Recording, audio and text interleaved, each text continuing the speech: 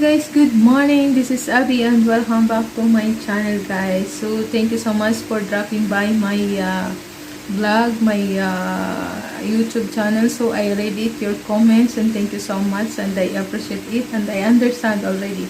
So I read a comment in my blog as a factory worker, and yes, I will answer it a little bit only. So thank you so much, guys. So I'm sorry if I didn't make a vlog because you know the timing here is very important and I'm busy, and now I don't have any work now because today is Monday, is holiday here.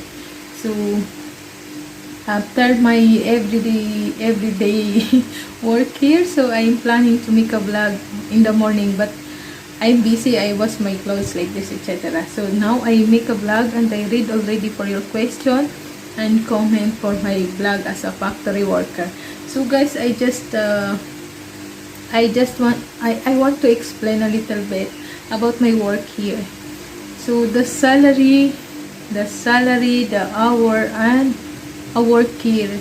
So I don't want to mention it because I know a lot of agency, a lot of company, it's not same salary, not same rate. So for me as a factory worker, actually, you know, I'm hired as agency. I come here through by agency, guys. So and I expect, because in my contract, factory worker. So when I come here, yes, I work a little time in a factory, but not under by agency. You know what I mean? So when I think same in Philippines, in Cavite, if you are applying in a factory, so it means to say you work in a factory, right?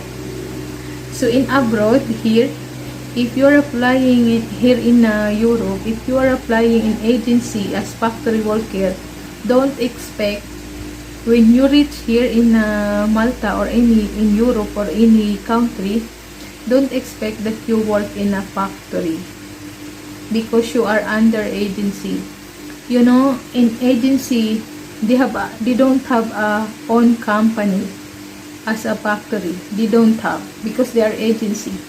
So the other company, they call in the agency to request people to work their company. So my agency, I'm hired in an agency. If someone call in my agency that they need people to work in their company, so my agency, they will forward me in their company. So that I mean. So kuha nyo. I'm sorry because I cannot talk another I want to speak Tagalog so that it's very clear, but my audience is not all Filipino. That's why I am trying hard to speak English, guys. So yes, what I mean. So ibig sabihin, so I want to talk to be clear to the Filipino that have a comment for me about my work. So ibig sabihin, na-hired ako ng agency from Dubai.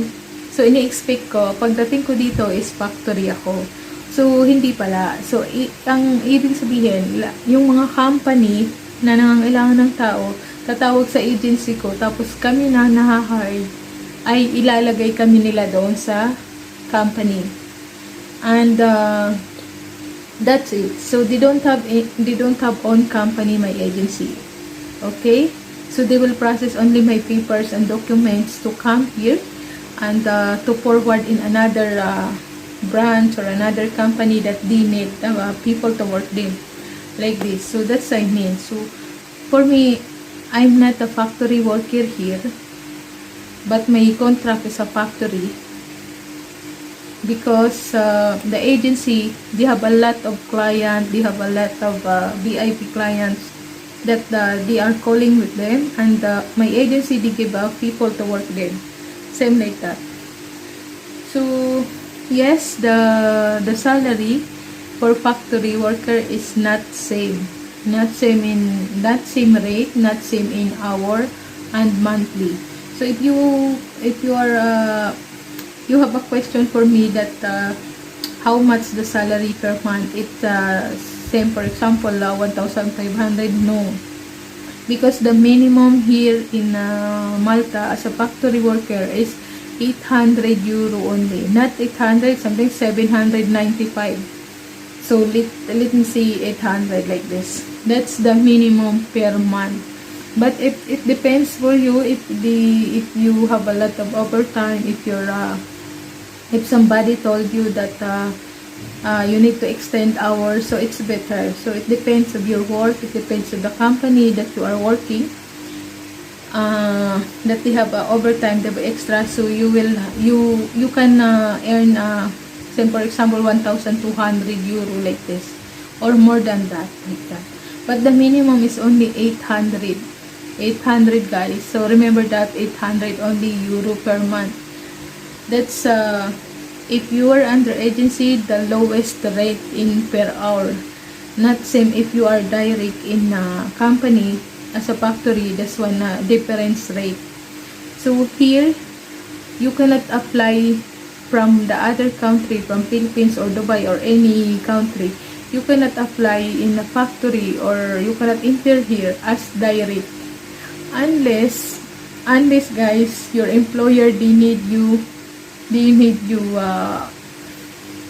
what is one, unless your employer they need you, okay.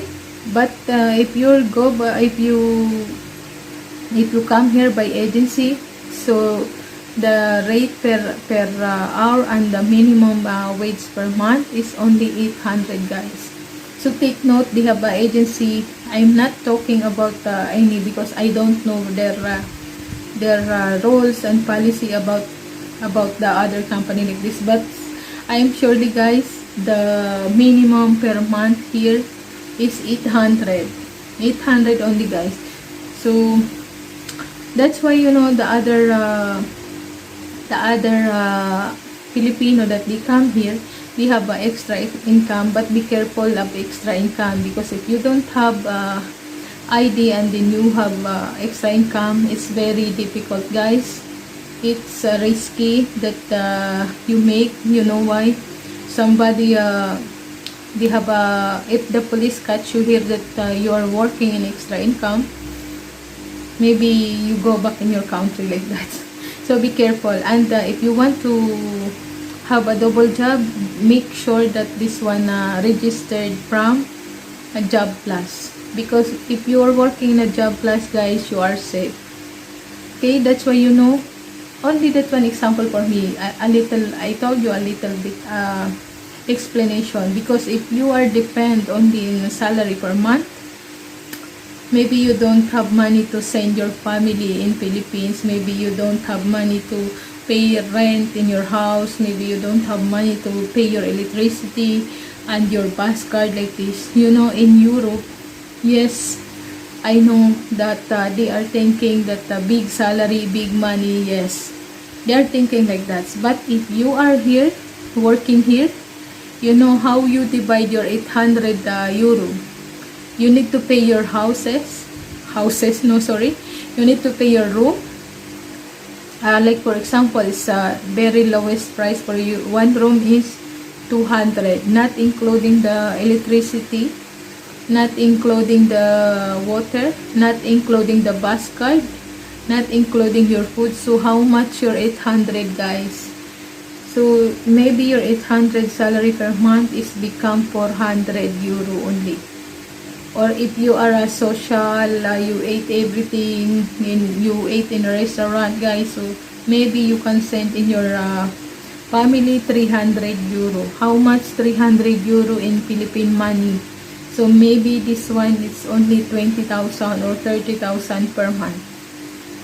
So guys, take note guys. I know they have a lot of Filipino coming in Europe. They are exciting to come here, because Europe, you know, this higher salary like this. But before I feel also like that, I'm too much excited. But when I'm here working here, I feel so disappointed, but I cannot do anything. I'm already here. So what I will do, I uh, I make extra income, guys, but I'm very careful about extra income. I'm cleaning houses in the tourist, same like tourist house. They have a lot of houses of my client, and I do Saturday or Sunday like this. But I'm too much, I'm too much afraid because it's not advisable to work as a extra or like this, because very dangerous here. Because sometimes in a bus or the other like this, they have a checking for if you have ID, if you are illegal, if you are legal working like this. That's why I'm very careful if I do part-time, but it depends on you guys. So depende sa diskarte mo yon kung paano madadagdagan ng sahod mo. So that's it, guys. So the other people that I know, they are planning to come here. So I know the other agency, they promise them that the salary is like this, 1,500, 2,000, blah blah. No. No, guys. So don't believe that. So the minimum here is 800 only. So it depends on you if you are a graduating or senior, your accountancy, your higher degree that you are working in a what is one high class, a good salary like that. So it depends, but I think for that work like this, I think only the minimum is 1,200 if you are accountancy like this, if you are a skilled worker like that, but not higher than that, because the minimum here is only 800 euro, guys. So that's it, guys. So I'm happy that somebody watched my vlog. I don't think that I gonna share a little bit about my work as a factory worker, but I'm happy because I read they are asking how much the salary, guys, how much the rate per hour. So I tell you in the other vlog that it's not much more. It's not same the other people that they tell higher salary. No, guys. So but you are lucky if you are coming here, because there it depends on you how your money, how your salary they increase. So it's a stepping stone only. If you have experience for 1 year here, guys, so you can find in another job, and you know the techniques and the strategy that you want to do, you register in the job plus, you can make a double job, guys, or you can clean in another houses, you can clean and you can work also as a waitress, double job. It depends on you, but be careful, guys. Be sure that you are registered in a job plus, because if the police catch you, they will return you in your country. You will go back in your country, guys. So that's why be careful if you make another job, extra job. So make sure that you are registered in a job plus, guys. So that's it, guys. Thank you so much, and I hope you understand what I'm explaining. So I'm sorry if my English is not too much okay like this, because I know in my blog there's not what is one. I think it's not only a Filipino are watching me. I know the other is Indonesian also, and I read the comments, so they cannot understand if I'm talking Tagalog, guys. So I'm sorry if my English is not too much good for your ears. So yes, guys, thank you so much, and I hope I explained it already to you, and I answer your comments for my video, guys. So thank you so much, and hope to see you soon here, so that you experience what you expect. I tell you, and I cannot tell also the name of my agency. No, that's private, guys. So what I advise only for you guys is what the agency told to you, the salary like this. I think no, because the minimum salary here for 1 month is only 800, guys. So if you are a skilled worker, if you are accounting like this, so much higher than 1,200 only. That's it. So but it depends on your overtime. If you have more overtime, if you have a lot of time in a company, so you have a salary higher than that. But the minimum only, I clear you, the minimum only is 800, guys. So that's it, guys. Thank you so much. I hope you understand, and I'm explaining too much like that.